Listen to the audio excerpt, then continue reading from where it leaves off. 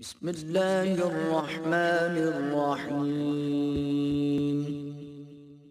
لقد جاءكم رسول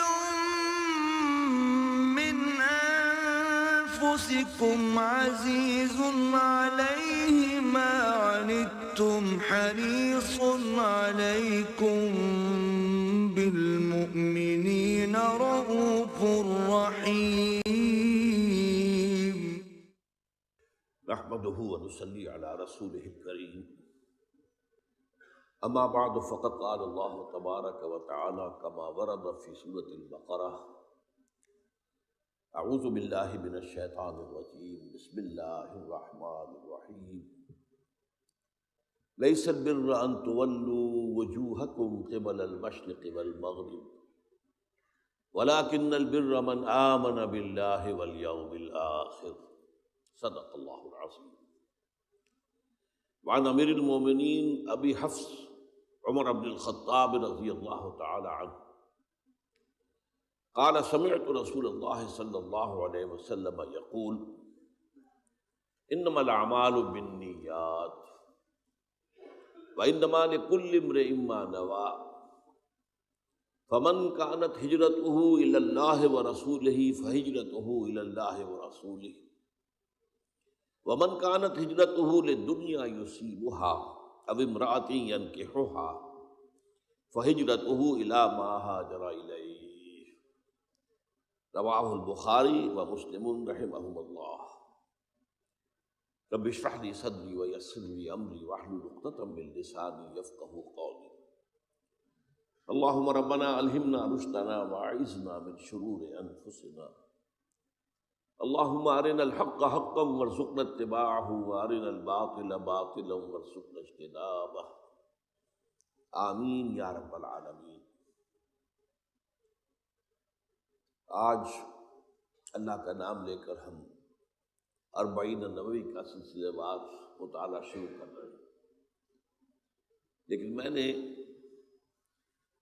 اربعین نبوی کی جو پہلی حدیث آپ کو سنائی اس سے پہلے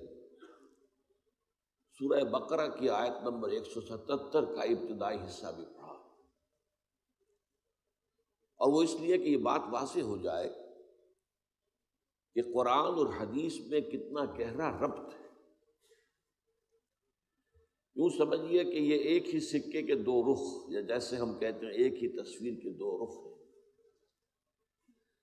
قرآن مجید میں جو بات بڑے شاہانہ انداز خطاب میں آتی ہے، احادیث میں وہ بات نہایت سادہ الفاظ میں آ جاتی ہے تاکہ تبیین ہو جائے، وضاحت ہو جائے. انزلنا الیک الذکر لتبین للناس ما نزل الیہم. اے نبی، ہم نے آپ پر یہ الذکر نازل فرمایا ہے تاکہ آپ واضح کریں لوگوں کے لیے وہ چیز جو ہم نے ان کے لیے نازل کی ہے یا ان کی طرف نازل کی. قرآن اصل میں تو لوگوں کی ہدایت کے لیے تھا، تو حضور کے پاس تو وہ امانت تھا.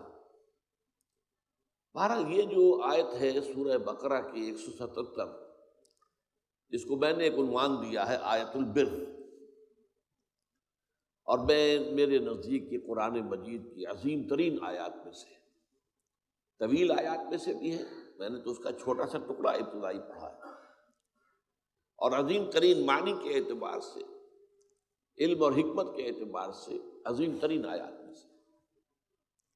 اس میں جو بات واضح کی گئی ہے وہ یہ ہے کہ عام طور پر لوگ نیکی کا جو تصور ذہنوں میں رکھتے ہیں وہ عمل کے ظاہر کے اعتبار سے یہ کام بڑا نیکی کا کام ہے،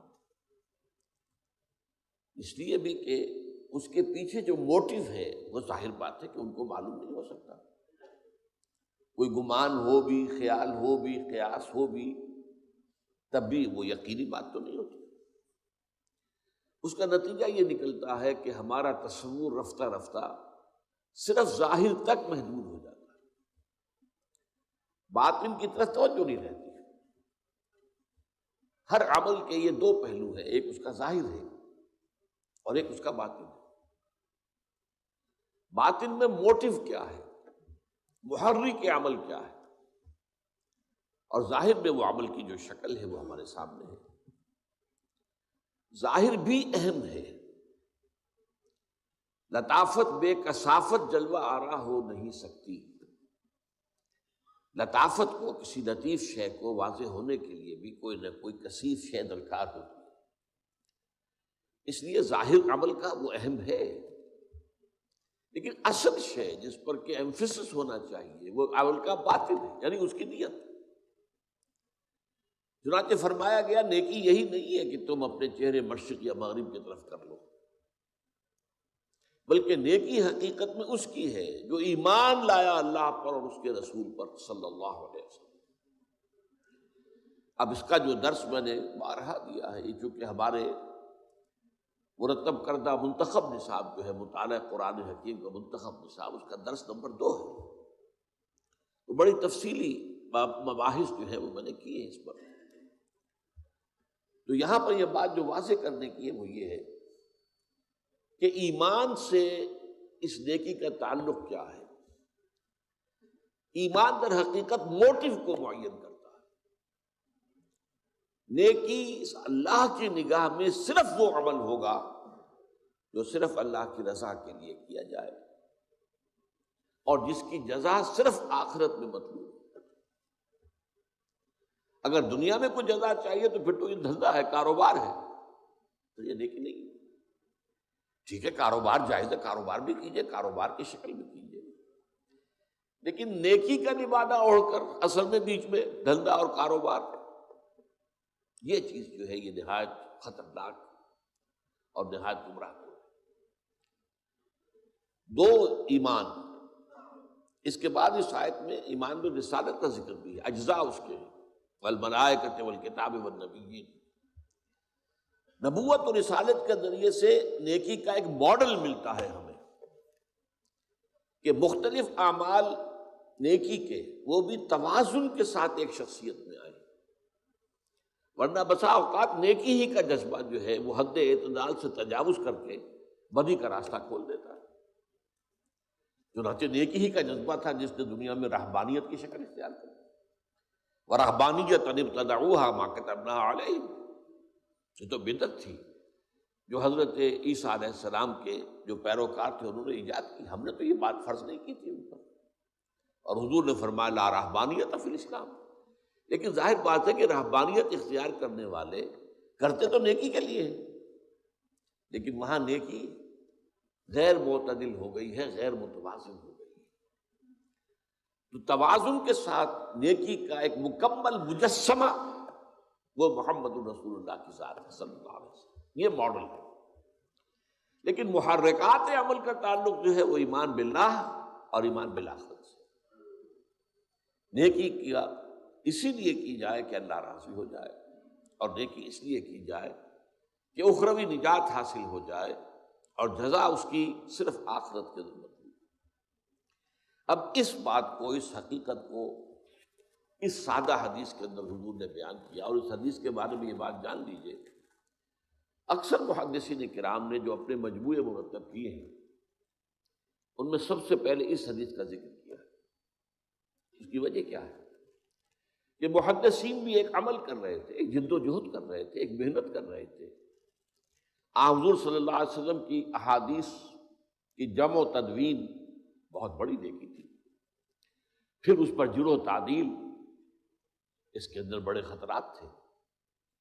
کسی شخص کی ایسی روایت قبول نہ کر لی جائے کہ جس کے اندر فتنے کا اندیشہ ہو، جس نے کہ جھوٹ موٹ گھڑ کر کوئی بات جو ہے حضور کی طرف منسوخ کر دی۔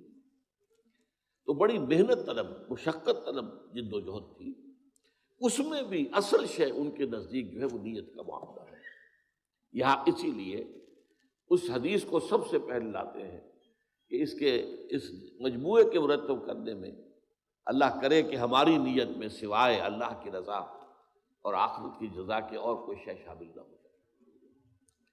اب اس حدیث کے راوی ہے امیر المومنین ابی حفص، حضرت حفصہ رضی اللہ تعالی عنہ حضرت عمر کی صاحبزادی تھی اور حضور کی زوجہ محترمہ۔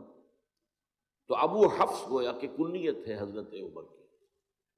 عن امیر المومنین ابی حفص عمر بن الخطاب رضی اللہ تعالی عنہ قال سمعت رسول اللہ صلی اللہ علیہ وسلم یقول، انہوں نے فرمایا کہ میں نے سنا، بلکہ میں اضافہ کروں گا میں نے خود سنا اللہ کے رسول کو یہ فرماتے ہوئے صلی اللہ علیہ وسلم۔ اصل میں بعض اوقات روایت شروع ہو جاتی ہے عن فلاں، اب عن فلاں ان سے روایت کیا گیا، اب یہ یقین سے نہیں کہا جا سکتا کہ انہوں نے یہ خود حضور سے سنا، یہ بھی تو ہو سکتا ہے کسی اور صحابی نے انہیں سنا دیا ہو، لہذا براہ راست وہ خود سامع نہ ہو سکتا امکان۔ جب عن سے بات ہو جائے گی صرف تو پھر وہ بات کافی نہیں ہوگی۔ یہاں یہ ہے کہ فرمایا قال سمعت رسول اللہ صلی اللہ علیہ وسلم یقول، میں نے خود سنا اللہ کے رسول صلی اللہ علیہ وسلم کو فرماتے ہوئے۔ اب یہ متن ہے آگے جو حدیث کا، انما الاعمال بالنیات، اعمال کا دار و مدار نیتوں پر ہے۔ یہاں اگرچہ اعمال کا لفظ جو ہے عام آدمی سمجھے گا کہ عام ہے، عمل نیکی کا بدی کا نہیں۔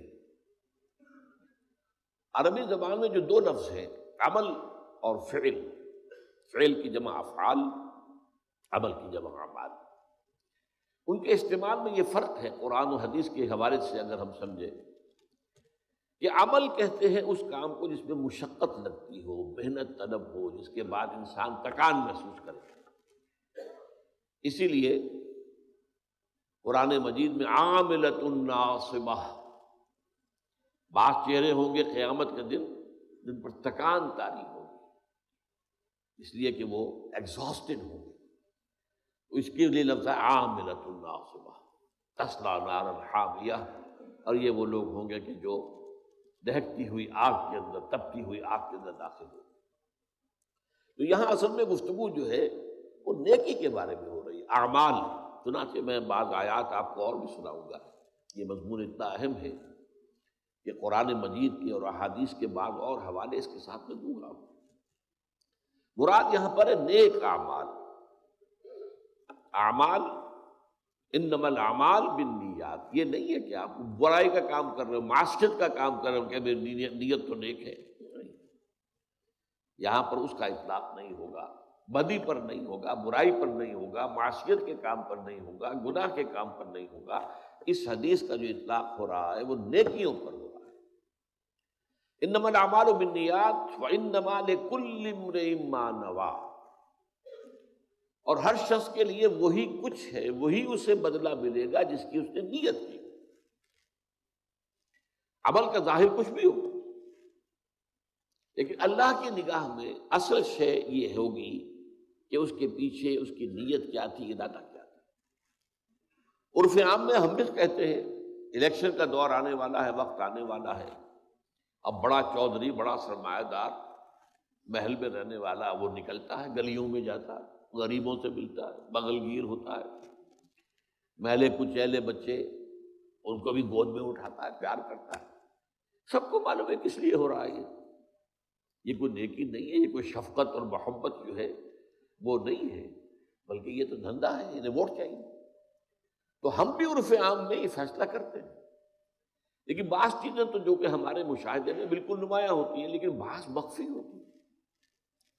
اس کے لیے تو انسان کے اندر جب تک سیلف سینسر پیدا نہ ہو جائے، ذاتی طور پر اپنے اوپر ایک محاسبہ کرتے رہنا کہ میں کیا کر رہا ہوں، کس لیے کر رہا ہوں، کہیں میری نیت میں کوئی فساد تو نہیں پیدا ہو گیا، کہیں شیطان کے کسی زیر اثر کوئی ملوث تو ہو نہیں ہو گئی ہے میری نیت کسی بدی کے ساتھ۔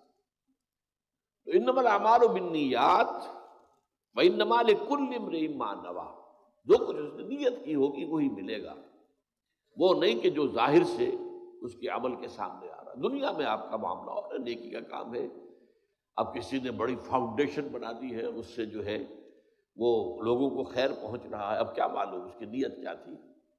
سرکار دربار میں رسائی کی اور اپنی انکم ٹیکس کے معاملات کے اندر جو ہے وہ چھوٹ ووٹ حاصل کرنا، یہ مقصد تھا یا کیا تھا، اللہ جانتا ہے۔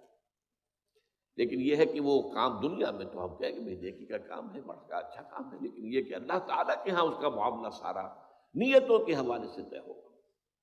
اب ایک مثال دی حضور نے صلی اللہ علیہ وسلم، فمن کانت ہجرتہ الی اللہ ورسولہ فہجرتہ الی اللہ ورسولہ، تو جس شخص کی ہجرت ہوئی ہے اللہ اس کے رسول کی جانب، تو اس کی جو ہجرت ہے وہ اللہ اور اس کے رسول ہی کے حساب میں شمار ہوگی۔ ہجرت کیا تھی؟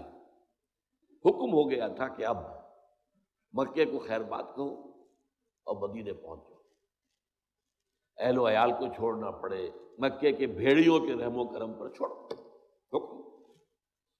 اسی طریقے سے جو ادھر ادھر کے بکھرے ہوئے قبائل میں مسلمان تھے انہیں بھی حکم تھا کہ اپنے قبیلوں کو چھوڑو اور آؤ مدینے۔ اس کی وجہ کیا تھی؟ یہ میں نے اپنی کتاب میں منہج انقلاب نبوی میں اس کو پوری طریقے سے واضح کیا دلائل کے ساتھ۔ اب وہ دور آ رہا تھا حضور کی جد و جہد میں کہ جس میں براہ راست تصادم ہونا تھا کفر کے ساتھ، لہذا ضرورت تھی کہ پوری قوت ایک مرکز پر جمع ہو جائے۔ اگر قوت منتشر ہے، کچھ لوگ یہاں ہیں، کچھ وہاں ہیں، کچھ یہاں ہیں، کچھ وہاں ہیں، تو کوئی ایک جو ہے مؤثر اقدام نہیں کیا جا سکتا۔ لہذا یہ ہجرت فرض تھی۔ اس سے پہلے 2 ہجرتیں ہوئی تھیں، وہ والنٹری تھی، اختیاری تھی، حبشہ کی طرف۔ اس میں صرف اجازت دی گئی تھی کہ اگر یہاں کی سختیاں نہیں جھیلی جا رہی، اگر صبر کا پیمانہ لبریز ہو رہا ہے، برداشت سے باہر ہو گیا معاملہ، جاؤ ٹھیک ہے چلے جاؤ، حبشہ میں جا کر پناہ گزین ہو جاؤ۔ وہ پناہ گزینی تھی اس لیے کہ وہاں ایک بادشاہ ہے جو نیک ہے، اچھا ہے، عادل ہے، منصف ہے۔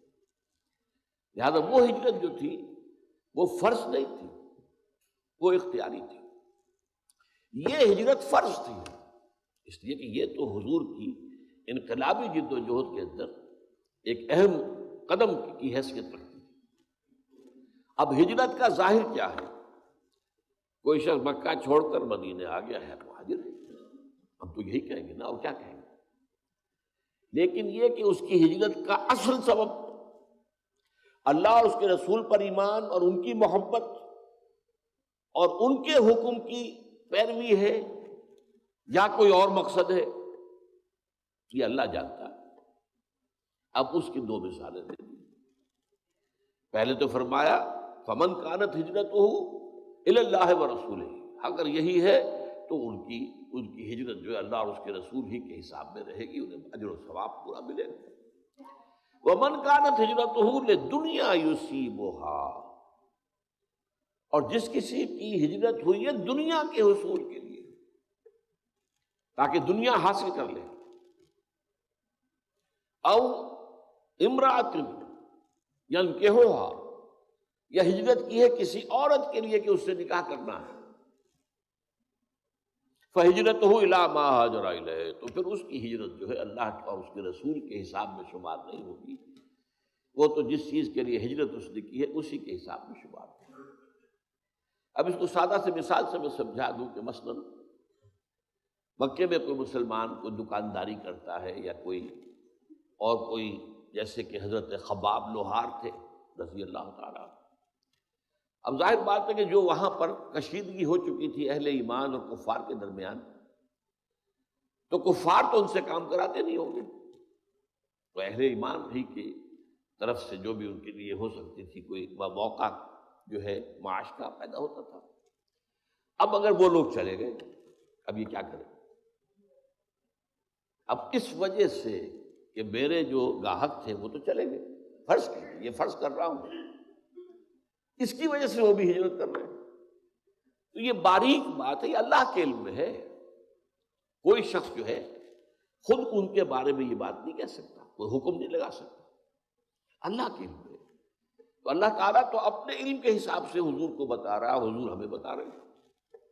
ایسی شکل بھی ہو سکتی ہے، یا یہ کہ کوئی کسی خاتون سے نکاح کا خواہش مند تھا، وہ خاتون ہجرت کر کے چلی گئی، اب یہ بھی کچے دھاگے سے بندھے پہنچ گئے، تو اب یہ ان کی ہجرت جو ہے یہ ظاہر بات ہے اللہ اور اس کے رسول کے لیے شمار نہیں ہوگی، بلکہ اس خاتون کے عشق اور محبت کے کھاتے میں آئے گی۔ کہتے ہیں کہ ایک صاحب تھے مہاجر ام قیس ان کو کہا جاتا تھا، ام قیس کے مہاجر، مشہور ہو گیا ہوگا۔ یہ 2 مثالیں دے دی، فہجرتہ الی ما ہاجر الیہ، تو ان کی ہجرت بظاہر تو عمل وہی ہے، جو ایک مومن صادق نے کیا ہے کہ وہ مکے سے اپنی بود و باش اپنی رہائش ترک کر کے مدینے میں آگے حاضر ہو گئے. لیکن یہ ہے کہ اس کے پیچھے اصل موٹیو کیا تھا؟ ساری بات کا دار و مدار اللہ کے ہاں دار و مدار اس پر ہے. دنیا میں ہم فیصلے نہیں کر سکتے نیتوں کے بارے میں. کسی کی نیت پر شک کرنا، حملہ کرنا جائز نہیں. ہمیں کیا معلوم؟ یہ دلوں کا حال ہے، اور دلوں کا حال اللہ جانتا ہے. علیم بذات الصدور اللہ تعالیٰ ہے. وہ جو فرمایا گیا کہ ان اللہ لا ينظر الى صورکم ولا الى اموالکم ولکن ينظر الى قلوبکم واعمالکم. اللہ تمہاری صورتوں اور مالوں کو نہیں دیکھتا، وہ تمہارے دلوں کو دیکھتا ہے اور تمہارے اعمال کو دیکھتا ہے. عمل صحیح ہے، نیک ہے، اور دل میں اس کے لیے جو موٹیو اور جذبہ تھا، وہ جو قوت محرکہ تھی، وہ بھی صحیح ہے. وہ عمل ہے جو اللہ کے ہاں مقبول ہوگا. اب اسی کے حوالے سے میں چند حدیثیں کس انتہا تک یہ بات حضور نے پہنچائی ہے. حضور نے فرمایا من صلی یرائی فقط اشرکا ومن صام یرائی فقط اشرکا ومن تصدق یرائی فقط اشرکا. جس نے دکھاوے کے لیے نماز پڑھی اس نے شرک کیا. اب نماز تو بہت بڑا نیکی کا فعل ہے، بہت بڑا نیکی کا فعل ہے. یہ تو ارکان اسلام میں سے رکن اعظم ہے، الصلاۃ عماد الدین. لیکن اس کے پیچھے بھی نیت اگر دکھاوے کی ہے، ریاکاری کی ہے، اپنی دینداری کا اور اپنی تقویٰ کا روب گانٹنا ہے لوگوں کے اوپر، تو پھر یہ شرک ہے. ومن صام یرائی فقط اشرکا، اور جس نے روزہ رکھا دکھاوے کے لیے اس نے شرک کیا. ومن تصدق یرائی فقط اشرکا، اور جس نے صدقہ و خیرات دیا دکھاوے کے لیے ریاکاری میں، اس نے شرک کیا. اور شرک سے زیادہ بڑا گناہ، گھناونا گناہ اور کوئی نہیں. 2 مرتبہ سورہ نساء میں یہ آیت آئی ہے، ان اللہ لا یغفر ان یشرک بہ ویغفر ما دون ذلک لمن یشاء. اللہ تعالیٰ اسے ہرگز نہیں بخشے گا کہ اس کے ساتھ شرک کیا جائے. ہاں اس سے کم تر جس کو چاہے گا معاف فرما دے. ایک اور حدیث میں اس سے بھی زیادہ باریک بات کہی گئی. شرک خفی یہ ہے کہ اگر کوئی شخص نماز پڑھ رہا ہو اور اسے یہ محسوس ہو کہ کوئی اسے دیکھ رہا ہے تو وہ سجدہ لمبا کر دے. یہ شرک خفی ہے. ایک شرک جلی ہوتا ہے جو نظر آ رہا ہے شرک ہو رہا ہے، بت کو سجدہ کیا جا رہا ہے، قبر کو سجدہ کیا جا رہا ہے، شرک جلی. ایک شرک خفی ہے، چھپا ہوا شرک اندر دل میں، کہ آپ نماز پڑھ رہے ہیں، آپ نے دیکھا کچھ لوگ دیکھ رہے ہیں مجھے، تو آپ لمبا سجدہ کر دیے. اس کا آپ تجزیہ کر سکتے ہیں، سمپل میتھمیٹکس ہے. اگر وہ پہلے 5 سیکنڈ کا سجدہ کر رہا تھا اور اب اس نے 10 سیکنڈ کا سجدہ کیا ہے، تو یہ 5 اضافی کس کے لیے کیے؟ 5 تو ہو گئے اللہ کے لیے، پہلے وہ کر رہا تھا، لیکن یہ 5 جو اضافی منٹ لگے ہیں یہ کس کے لیے ہوئے؟ تو لوگوں کے لیے ہوئے، ریاکاری کے تحت ہوئے. تو ایک سجدے کے 2 مسجود ہو گئے. ایک مسجود اللہ کی ذات ہوئی اور ایک مسجود وہ لوگ ہیں جنہیں دکھایا جا رہا ہے. اس میں حضور صلی اللہ علیہ وسلم کی دعوت سے اور تربیت سے جس حد تک باریک بینی آ گئی تھی صحابہ کرام میں، اس کی مثال جو ہے وہ حضرت علی رضی اللہ تعالیٰ عنہ کا ایک واقعہ ہے. عین جنگ میں ایک شخص سے دو بدو مقابلہ ہوا اور حضرت علی رضی اللہ تعالیٰ عنہ نے اس کافر کو، مشرک کو زیر کر لیا، اس کے سینے پر سوار ہو گئے. اب خنجر بھونکنے والے تھے کہ اس نے نیچے پڑے ہوئے بھی منہ پر تھوک دیا حضرت علی رضی اللہ تعالیٰ.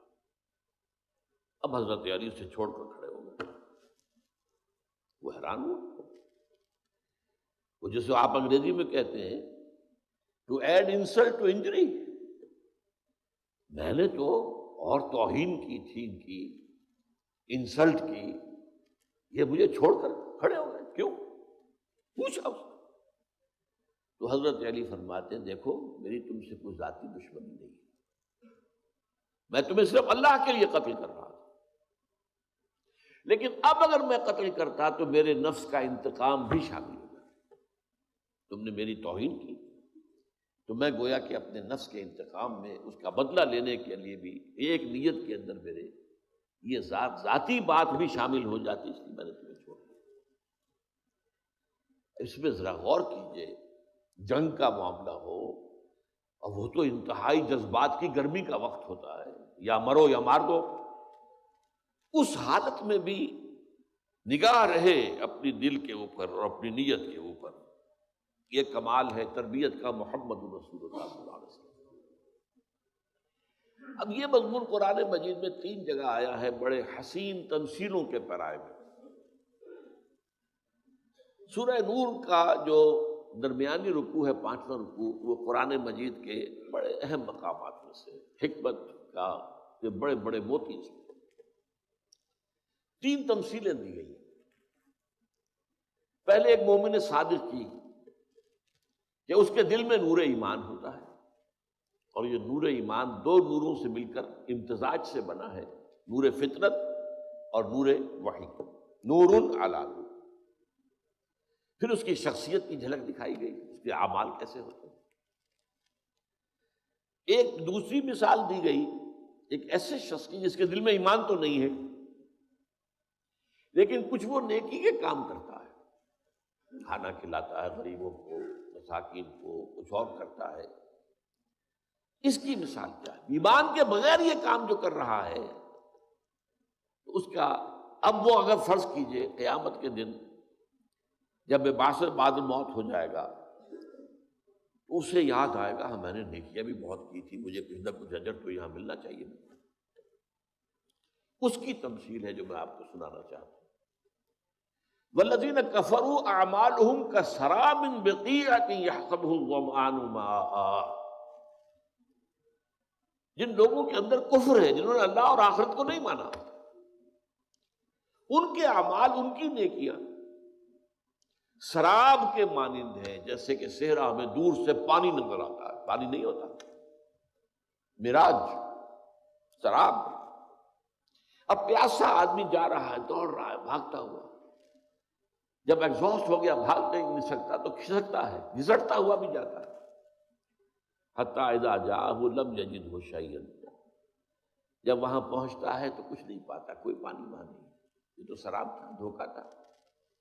وَوَجَدَ اللَّهَ عِندَهُ فَوَفَّاهُ حِسَابَهُ، وہ اللہ کو پائے گا وہاں جو اسے اس کا حساب پورا پورا دے دے گا۔ تمہارے اعمال میں نیت غلط تھی لہذا زیرو ہے، یہاں اس کا کوئی وزن نہیں۔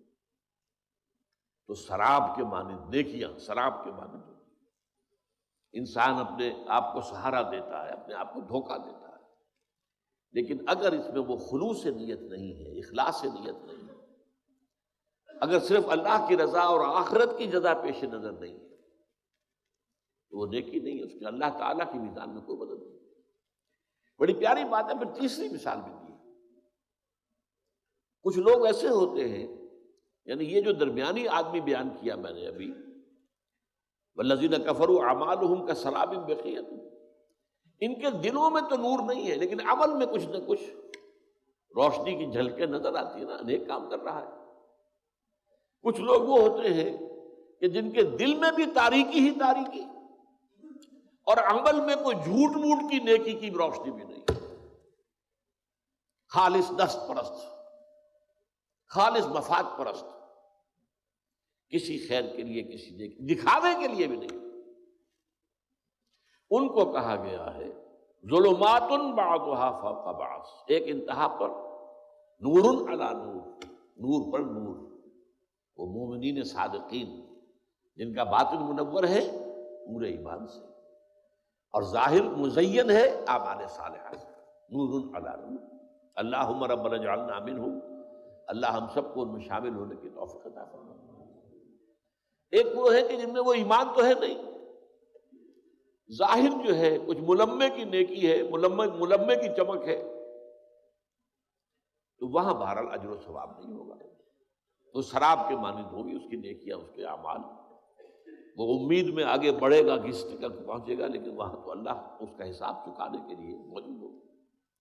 اور تیسرے وہ ہیں او کظلمات فی بحر اللجی یغشاہ موج من فوقہ موج من فوقہ سحاب ظلمات بعضها فوق بعض، اندر بھی تاریکی ہی تاریکی، اور عمل میں کوئی جھوٹ موٹ کی نیکی کی چمک بھی نہیں۔ اچھا، دوسرا مقام ہے سورہ ابراہیم، آیت نمبر 18۔ مثل الذین کفروا بربہم اعمالہم کرماد اشتدت بہ الریح فی یوم عاصف لا یقدرون مما کسبوا علی شیء ذلک هو الضلال البعید۔ اس قدر خوبصورت یہ تمثیلیں ہیں یہاں پر، فصاحت اور بلاغت کی معراج ہے۔ کلام الملوک کے ملوک الکلام ہے، اللہ کا کلام ہے۔ وہ لوگ جنہوں نے کفر کیا، اللہ اور آخرت پر ان کا ایمان نہیں، اعمالہم، ان کی نیکیاں جو ظاہر میں نیکیاں نظر آتی ہیں، ان کے اعمال، ان کی مثال ایسے ہے کرماد، کہ جیسے راکھ کا ایک ڈھیر ہو، اشتد بہ الریح فی یوم عاصف، ایک جھکڑ والے دن وہ ہوا تیزی سے چلے اور راکھ کو بکھیر دے، کوئی وجود نہیں ہے اس کا۔ فرمایا لا یقدرون مما کسبوا علی شیء، وہ جو کچھ انہوں نے کمائی کی تھی اپنے خیال میں، نیکیاں کمائی تھی، نیک اعمال کیے تھے، ان میں سے کسی کے اجر و ثواب پر انہیں قدرت حاصل نہیں ہوگی، کچھ نہیں ملے گا، کوئی فائدہ نہیں ہوگا، اس لیے کہ وہ سب دکھاوے کی نیکیاں تھی، ریاکاری کی نیکیاں تھی، ایمان کے موٹو سے خالی تھی۔ مثل الذین کفروا بربہم اعمالہم کرماد اشتدت بہ الریح فی یوم عاصف لا یقدرون مما کسبوا علی شیء ذلک هو الضلال البعید۔ اب اس میں آخری جو تمثیل ہے یہ سورہ فرقان میں آئی، یہ تو ایک عجیب ورلڈ پکچر جسے کہنا چاہیے، الفاظ میں ایک چیز کا کی تصویر بنا دینا، اور نقشہ کیا ہے؟ وَقَدِمْنَا إِلَىٰ مَا عَمِلُوا مِنْ عَمَلٍ فَجَعَلْنَاهُ هَبَاءً مَنْثُورًا۔ انہی کفار کا ذکر ہو رہا ہے کہ انہوں نے اپنے خیال میں بڑے بڑے اعمال کیے ہوئے تھے، بڑے غریبوں کو کھانے کھلائے تھے، جیسے کہ ابو جہل نے کہا تھا جب اس سے کہا گیا کہ کیا تمہارے خیال میں محمد جھوٹ بول رہے ہیں صلی اللہ علیہ وسلم، یہ دعویٰ کر رہے ہیں کہ ان کے پاس وحی آئی ہے، وہ اللہ کے نبی ہیں، کیا جھوٹ بول رہے ہیں؟ کہا نہیں، انہوں نے کبھی جھوٹ نہیں بولا۔ تو پھر مانتے کیوں نہیں؟ اس نے کہا ہمارا اور بنو ہاشم کا ایک مقابلہ چل رہا تھا، انہوں نے غریبوں کو کھانے کھلایا، ہم نے ان سے بڑھ کر کھانے کھلائے، انہوں نے حاجیوں کی خدمت کی، ہم نے ان سے بڑھ کر خدمت کی، تو ابھی تک تو ہم کندھے سے کندھا ملا کر آ رہے ہیں، اب ان کی نبوت مان لیں؟ اب ظاہر بات ہے محمد کون ہے صلی اللہ علیہ وسلم؟ ہاشمی ہے نا، بنو ہاشم میں سے، اگر نبوت مان لیں ان کی تو ہم تو ہمیشہ کو غلام ہو جائیں گے، یہ گوارا نہیں۔ تو ان کے ہاں نیکی جو ہے وہ باہمی مسابقت میں بھی، دکھاوے کے اندر بھی تو نیکی کے اندر ہوتا، آگے سے ایک دوسرے سے آگے نکلنا تاکہ زیادہ شہرت ہو جائے، زیادہ تعریف ہو، زیادہ ڈنکے بج جائیں ان کی سخاوت کے، ان کی نیکی کے۔ تو یہاں فرمایا وَقَدِمْنَا إِلَىٰ مَا عَمِلُوا مِنْ عَمَلٍ، یہاں من عمل کا لفظ جو آیا ہے وہ اس اعتبار سے سمجھ لیجئے کہ تنکیر جو ہے نکرہ، تنکیر تفخیم کے لیے، وہ جو بڑے بڑے عمل انہوں نے کیے ہوں گے، ہم آگے بڑھیں گے ان کی طرف، ان اعمال کی طرف۔ اس میں نقشہ جو ہے وہ سمجھ لیجئے جیسے فٹ بال کھیلنے والا، بلا تشبیہ میں بات سمجھانے کے لیے کہہ رہا ہوں، وہ دوڑ کر آتا ہے، ہٹ لگاتا ہے، کک کرتا ہے بال کو، اسی طریقے سے قدمنا الی ما عملوا، ہم آگے بڑھیں گے ان کے اعمال کی طرف، اور وہ عمل بڑے بڑے اعمال ان کے خیال میں بڑی نیکیاں، فجعلناہ ھباء منثورا، ہم اسے کر دیں گے گرد و غبار پھیلا ہوا، پھیل گئی جیسے وہ راکھ منتشر ہو گئی، یہ گرد و غبار منتشر ہو گئی۔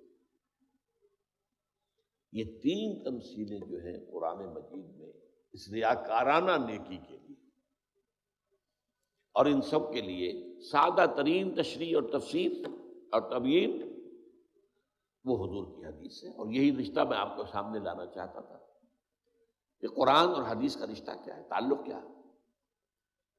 انما الاعمال بالنیات وانما لکل امرئ ما نوی فمن كانت ہجرته الى اللہ ورسولہ فہجرته الى اللہ ورسولہ ومن كانت ہجرته لدنیا یصیبها او امرأة ينکحها فہجرته الى ما ہاجر الیہ۔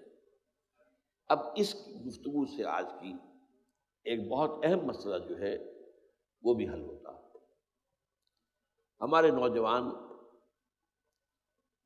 پوچھتے ہیں یہ جو کفار اتنے بڑے بڑے نیکی کے کام کرتے ہیں تو کیا انہیں کوئی اجر و ثواب نہیں ملے گا؟ یہ ہندو پن کے کام کرتا ہے، اسے پن کہتے تھے، وہ ثواب کا کام۔ اب ایک شخص تھا گنگا رام، اس نے اتنا بڑا ہسپتال بنا دیا، ظاہر بات ہے کہ عام آدمی تو متاثر ہوتا، یا یہ کہ یورپینس ہیں، امریکنس ہیں، انگریز ہیں، عیسائی ہیں، وہ بھی بڑے کام کرتے ہیں، ادارے قائم کرتے ہیں، بڑے نیکی کے کام، بڑے بڑے کام، تو ان کے اعمال کی کوئی قدر و قیمت نہیں ہوگی۔ یہ مسئلہ حل ہو گیا۔ وہ کیوں کرتے ہیں یہ سوچنا پڑے گا۔ اگر وہ اللہ کو نہیں مانتے، آخرت کو نہیں مانتے، تو پھر کوئی اور موٹیو ہے، کوئی دکھاوا ہے، کوئی ریاکاری ہے، کوئی شہرت کا حصول ہے، کوئی سرکار دربار میں رسائی کا اس کو ذریعہ بنانا ہے، کوئی نہ کوئی چیز تو ہوگی۔ انسان کا کوئی عمل جو ہے بغیر کسی مقصد اور نیت کے تو نہیں ہوتا۔ فرض کیجئے آپ یہ کہیں کہ فرض کیجئے ایک شخص خدا کو بھی مانتا ہے اور آخرت کو بھی مانتا، رسول کو نہیں مانتا۔ سوال یہ ہے کہ کیوں نہیں مانتا؟ ایک ایسے شخص کا معاملہ تو مختلف ہو جائے گا جس تک رسول کی دعوت پہنچی نہیں، اس کا معاملہ جو ہے وہ اگر توحید پر قائم ہو اور آخرت کو مانتا ہو تو اللہ تعالیٰ کے ہاں اس کے اعمال قبول ہو جائیں گے، کیونکہ رسالت کا پیغام پہنچا ہی نہیں۔ اب حضور کے زمانے میں آپ کو معلوم ہے پیغام تو ابھی صرف عرب کی حدود تک پہنچا تھا، یا اس کے بعد آپ نے خطوط لکھے تھے، صرف بادشاہوں کو لکھے تھے، عوام تک تو نہیں گئے تھے، یا پھر فتوحات کے بعد جو ہے وہاں کے لوگوں نے اسلام کو بھی سمجھا، اسلام کو دیکھا، مسلمانوں کو دیکھا، اسلام کی برکات کو دیکھا، لیکن چین میں رہنے والوں تک تو کچھ نہیں ہوا تھا۔ لہذا وہ لوگ جو ہیں مستثنیٰ ہوں گے، ان کا علیحدہ معاملہ ہے، ان سے توحید پر معاملہ ہے۔ لیکن جن تک پیغام پہنچ گیا ہو، فرض کیجئے یہ بات ہی پہنچی ہے کہ محمد نام کے ایک شخص صلی اللہ علیہ وسلم گزرے ہیں جنہوں نے نبوت کا دعویٰ کیا، تو اگر کوئی حق پرست ہوگا تو تحقیق کرے گا، بیٹھا نہیں رہے گا، وہ اپنے طور پر تحقیق کرے گا، معلوم کرے گا۔ تو حق کی اگر طلب ہے، ہدایت کی اگر کوئی ہدایت کا جویا ہے، متلاشی ہے، تو وہ لازماً اللہ اسے پہنچا دے گا۔ وَالَّذِينَ جَاهَدُوا فِينَا لَنَهْدِيَنَّهُمْ سُبُلَنَا۔ جیسے حق کی طلب میں حضرت سلمان فارسی رضی اللہ تعالیٰ عنہ، انہوں نے کتنی محنت کی ہے، کتنی جد و جہد کی ہے۔ مجھے تو بسا اوقات محسوس ہوتا ہے کہ حضرت ابراہیم علیہ السلام کے یوں سمجھیے کہ ہر اعتبار سے ایک ریپلیکا سا نظر آتا ہے، شخصیت کے اعتبار سے۔ فارس میں پیدا ہوئے، باپ جو ہے آتش کدے کا اہم پجاری یا جو بھی کہے ذمہ دار تھا۔ اب ان کے دل میں یہ بات آئی کہ یہ کیا تماشا ہوا، آگ ہم جلائیں، ایندھن ہم ڈالیں تو آگ جلے، اور پھر اسی کے آگے ہاتھ جوڑ کر کھڑے ہو جائیں۔ بغاوت کی، ایک اللہ کو مانوں گا میں تو۔ جیسے حضرت ابراہیم علیہ السلام کو باپ نے نکال دیا تھا، وَاہْجُرْنِی مَلِیًّا، نکل جاؤ میری نگاہوں کے سامنے سے، ورنہ لَأَرْجُمَنَّکَ، میں تمہیں رجم کر دوں گا، سنسار کر دوں گا۔ ایسے ہی باپ نے انہیں بھی نکال دیا۔ جیسے حضرت ابراہیم نے ہجرت کی، وہ عراق سے کی شام کی طرف، ار میں پیدا ہوئے تھے، یہ عراق کا ایک شہر تھا، ہجرت کر کے گئے شام۔ ایسے ہی یہ ہجرت کر رہے ہیں ایران سے عراق، عراق سے متصل شام ہے، ایران سے متصل جو ہے عراق ہے، اور وہاں جو ہے انہوں نے جا کر عیسائیت اختیار کر لی، اس لیے کہ اس وقت تک اسلام عیسائیت ہی تھا، حضور کی تو بعثت ابھی ہوئی نہیں۔ جب تک حضور کی بعثت نہیں ہوئی، حضرت مسیح ہی کا دور نبوت اور رسالت جاری ہے، عیسائی ہو گئے۔ اب وہ عیسائی راہبین کے پاس علم حاصل کرنے کے لیے، تربیت حاصل کرنے کے لیے ایک کے پاس رہے، اس کے انتقال کا وقت آ گیا تو فرمایا کہ میری تو ابھی تسلی نہیں ہوئی، اطمینان نہیں ہوا، میرے طلب علم کو سیری ابھی نہیں ہوئی۔ اس نے پتہ دیا کہ اچھا اب جاؤ فلاں راہب کے پاس چلے جاؤ، وہاں پہنچ گئے، وہاں زیر تربیت و تعلیم رہے، اس کا بھی وقت آ گیا، وہی بات دہرائی۔ تب اس نے کہا کہ میرا علم مجھے بتا رہا ہے کہ جنوب کی طرف کھجوروں کی سرزمین میں نبی آخر الزماں کا ظہور ہونے والا ہے۔ عیسائیوں میں اس وقت تک بڑے حق پرست لوگ موجود تھے حضور کے زمانے تک، آج کی عیسائیت ختم ہو چکی ہے۔ وہ جو سائمن کے پیروکار تھے، شمعون کے، وہ موحدین تھے۔ آج کی عیسائیت پالزم ہے، سینٹ پال کے یہ سب جو ہے پیروکار ہیں، جس نے تسنید ایجاد کی ہے اور جس نے شریعت جو ہے موسوی کو ساقط کیا۔ اس اعتبار سے اس وقت تک جو ہے وہ لوگ موجود تھے جو صحیح حضرت عیسیٰ علیہ السلام کے پیروکار تھے۔ آپ کو معلوم ہے حضور کو بچپن کے اندر پہچان لیا تھا ایک عیسائی راہب نے، بحیرہ راہب، جب ابو طالب کے ساتھ اپنے چچا کے ساتھ وہ ایک قافلے کے ساتھ گئے ہیں، اور اس نے پہچان لیا اور اس نے کہا ابو طالب سے اس کو حفاظت کرنا، کہیں یہودیوں نے ان کو پہچان لیا تو انہیں قتل کر دے۔ تو عیسائیوں میں تھے ایسے حق پرست اور حق کا علم رکھنے والے لوگ، تو اس لیے اس نے کہا کہ جاؤ، میرا علم بتا رہا ہے کہ نبی آخر الزماں کا ظہور اب قریب ہے اور وہ ہوگا جنوب کی طرف کھجوروں کی سرزمین۔ حضرت سلمان نے رخت سفر باندھا اور ایک قافلہ جو جا رہا تھا مدینے کی طرف اس میں شریک ہو گئے۔ ڈاکوؤں نے ڈاکہ ڈالا، جو کچھ تھا لوٹ لیا، ان کو گرفتار کر کے اور غلام بنا کر بیچ دیا۔ خریدا ایک مدینے کے یہودی نے، مدینے پہنچ گئے۔ اس کو کہتے ہیں طلب صادق۔ لیکن ظاہر بات ہے کہ اب غلامی کی بیڑیاں جو ہیں وہ پاؤں میں پڑی ہوئی ہیں، آگے تو نہیں جا سکتے۔ سن رہے ہیں کہ مکے میں ایک شخص نے دعویٰ کیا ہوا ہے، لیکن جائے کیسے؟ اب یہ کہ حضور خود تشریف لے آئے ہجرت فرما کر۔ میں کہا کرتا ہوں کہ یہاں کنواں جو ہے وہ چل کر پیاسے کے پاس گیا، حضور پہنچے صلی اللہ علیہ وسلم۔ اب انہوں نے اپنے مالک سے کچھ کھجوریں حاصل کی اور لے کر پہنچ گئے حضور کی خدمت میں۔ آپ نے پوچھا کیا ہے؟ کہ صدقہ ہے، آپ کے لیے لایا ہوں۔ میں صدقہ میں نہیں لیتا، یہ غریبوں کا حق ہے، تقسیم ہے۔ اور یہ بات بتائی تھی اسی راہب نے کہ یہ ان کی جو نشانی ہوگی، صدقہ قبول نہیں کریں گے، ہدیہ قبول کر لیں گے۔ کچھ دنوں کا بیچ ڈال کے پھر کچھ کھجوریں لی، پھر پہنچے، کیا ہے؟ یہ ہدیہ ہے آپ کے لیے۔ ہدیہ قبول ہے، ایمان لے آئے۔ اب دیکھیے طلب حق کے اندر ایک انسان اگر اس کی طلب صادق ہے تو کیا کیا مشقتیں جھیلتا ہے۔ لہذا اگر کوئی شخص جس تک اس محمد الرسول اللہ کا پیغام پہنچ چکا ہو اور پھر وہ ایمان نہ لائے، تو یا تو وہ کسی عصبیت جاہلی کے اندر مبتلا ہے، اپنے زوم میں مبتلا ہے، اور یا یہ ہے کہ اس کے اندر طلب صادق اور طلب حق جو ہے وہ موجود نہیں۔ بہرحال آج کی اس حدیث کے حوالے سے چند باتیں آپ کے سامنے آ گئی ہیں۔ اللہ تعالی ہمیں بھی توفیق دے کہ ہمارے تمام اعمال ان میں خلوص اور اخلاص، ان کی روح جو ہو وہ خلوص اور اخلاص ہو، اس میں اللہ کی رضا ہمارے پیش نظر ہو اور صرف آخرت کی جزا اور فلاح۔ اقول قولی ھذا واستغفر اللہ لی ولکم ولسائر المسلمین والمسلمات۔